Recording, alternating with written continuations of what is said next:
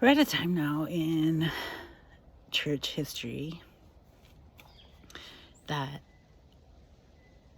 was somewhat inevitable, really, because, a lot of us for over a decade now have been seeing these patterns, and the avalanche was coming. It was like you see the signs of the avalanche, and it's coming.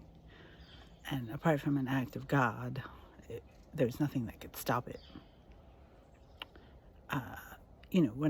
One of those issues, of course, is abuse in the church. And I had a conversation one time with my friend Tim Keller about abuse. And one of the things that I found really interesting about his work, because he had a whole teaching on abuse and pastoral abuse specifically, about what it means to abuse your spiritual authority as a pastor or an elder. Of course, depending on what circles you're in, what denomination you're in, you could become an elder or pastor just because you say that you're called by God.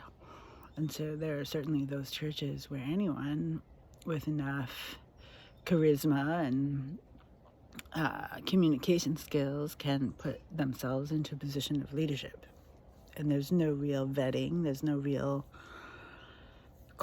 qualifying process. It's just, they're great. They're great at preaching, or they're great at putting together a service. They can really rally the troops. And so, let's just make them a pastor.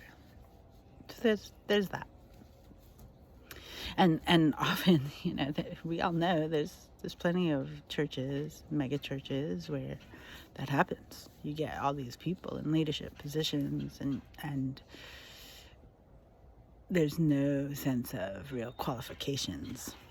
They're just great people, right? Now, that doesn't mean, which is part of the argument I had with Tim Keller, was that doesn't necessarily mean that the process of, say, the PCA or other denominations that have a grueling, it's a grueling process to become an elder in the PCA, as it should be, in the sense that they have to go to graduate school and have an advanced degree in the Bible, MDiv, etc. They need to pass ordination exams, and there are specific guidelines to that. We have standards. They're actually called the standards, where you have, the Westminster Confessions, the Catechism, all that stuff, right? So you have all those things. Obviously, I never passed an ordination exam. And so you have these standards that you're saying, okay, we all adhere to, we've studied these things and we agree with them. There are certain things you're actually allowed to take exceptions, which my husband always has. There's a couple, and that always sends red flags to people, because there are people in the PCA that don't believe anyone should take exceptions to anything. And so you have that. But for the most part, you have to agree, this is how we do church. This is our ecclesiology. This is how we think churches should be run. Now, all that to say, when I talk to Keller about abuses in the church, and particularly when it's elders who are abusing their congregations or each other, he said something on a podcast that, Mark Driscoll, for example, could not happen in his denomination. Right? And he walked that back a little bit at one point in the podcast. But I've said it before, I practically fell off my chair when I heard him say that, because I thought, how could you possibly say that? The PCA is not less likely to have arrogance and all things that we would accuse someone like a Mark Driscoll of. Because, gosh, the past 5 years alone, I could rattle off names of pretty public figures who have been accused of spiritual abuse and misconduct, conduct unbecoming a minister, all things.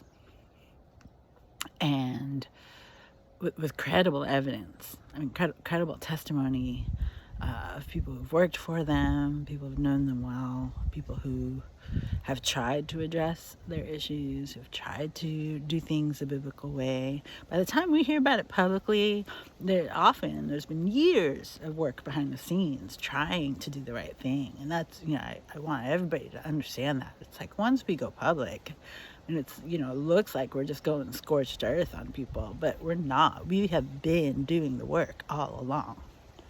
We have been trying to have, whether it's a Matthew 18 process, which is not always what should happen, by the way, but sometimes that's exactly what should happen, and it does.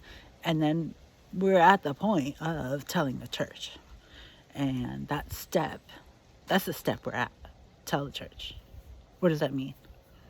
Did Jesus mean tell this select group of elders who happen to be drinking buddies with the person you're accusing? Or does it mean that we need to go public and that there's something about going public with the truth that sets the world on fire, doesn't it? It really does. It sets the world on fire because everybody's got their opinions, court of public opinion, which, by the way, is not always wrong, but can be.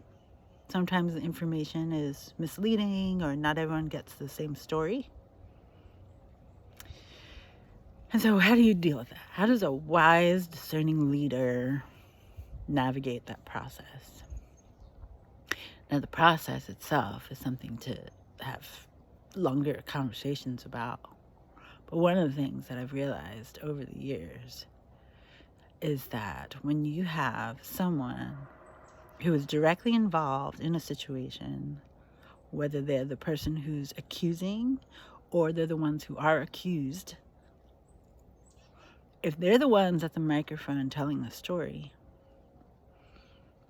you're always going to have issues with that.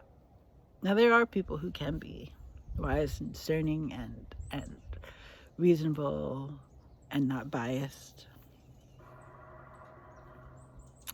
But when it's your personal life, when your professional life, when you see your career is on the line, when you see that your livelihood is on the line, when you see that, all that you've been working towards could just blow up in smoke, it makes you a different person. It really does. And it either makes you more like Christ or it doesn't.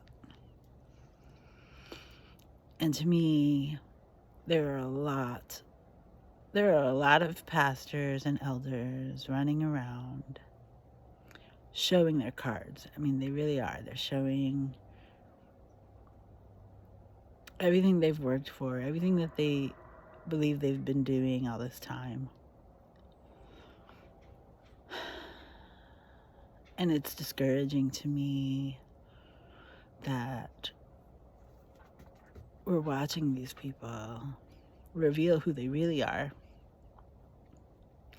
And a large majority, way too many people just stick their heads in the sand as if they're not seeing what we're seeing. And they refuse to believe it. And they want to think the best. They want to give the benefit of the doubt. They don't want to ask more questions. They're scared. They're distraught. They don't know what to do with the new information. They don't know what to do with what's right in front of their eyes. And that's concerning. It's concerning to me that a lot of these people are in charge of things and are people who are making decisions. And I don't think they should be. I don't think these people should be allowed to have authority in our lives anymore.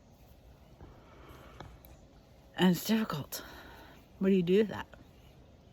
Do you want to just burn everything down? Scorched earth, right? Like, No. But sometimes. And discerning when the issues are big enough to shut things down. Like, how big of an issue does it have to be before we take decisive, bold action? You know, I think about the cost of, recalling a food product that's been shown to possibly have, poison. Of course they're going to recall it. They can't just pretend. And they're not going to take the risk of actually killing people. So they recall the product, right? And they do a big wide sweep, like from these dates to these dates, if you've ever purchased this thing.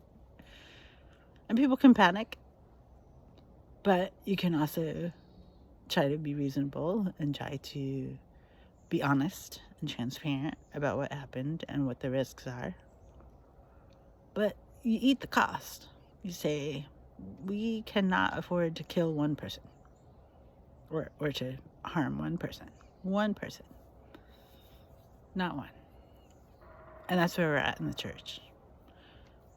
There are people in charge who have told us in no uncertain terms they're willing to risk the lives of one person for everyone else, for the greater good, so that we can all feel comfortable, so that we can all just go on, with our copacetic little lives and get back to, why can't we just get back to the gospel? This is the gospel. It's the gospel, I know. I'm willing to be wrong about that. I'm willing to be wrong about the Jesus that I think I've been following and trying to follow. I haven't always been right about that. But I think we're at a time now when it's going to become clearer to some of us. And taking those risks are going to be hard, and they're not going to look the way we want them to.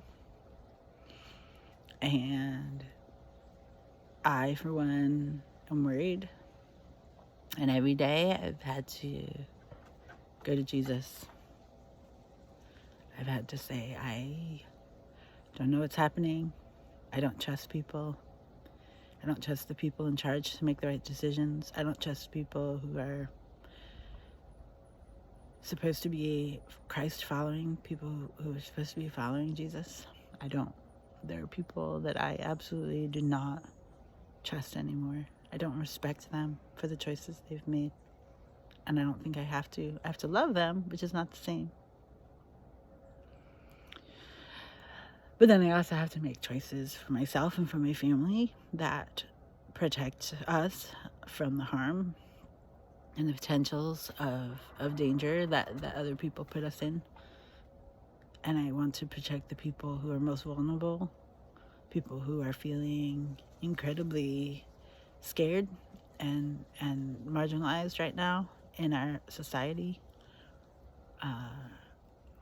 So much of the pushback that's happening within churches right now are from women and from the LGBT plus community. I feel that the ways in which the Evangelical Church has warred against both of those groups, women and LGBT people, it's been evil. It's been evil. And I don't want to be part of that anymore. I don't. Culture war 2.0 is worse. It's getting worse. And I think it's time for a lot of churches to have a come to Jesus moment and say, these are the lines that we will not cross, and make that really clear.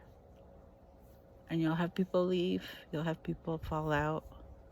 You'll have people upset with you. You'll have people threatening to take away their tithes. Let them go. Go. Take your money and run. We don't need your money. We don't need your support. You do what you think is right. And so will we. That's where we're at. That's where we have to be. In the days ahead, it's only going to get more complex. And we need the clarity And there's too many voices that are saying things that contradict themselves and are just this, the both sides, middle of the road tactics of let's just all live in peace. That ship has sailed a long time ago. We're way past that now. There are people being killed. There are people dying because of the choices of other people. We're way past both sides now. And I hate to be the doom and gloom person, but that's where we're at. That's what time it is.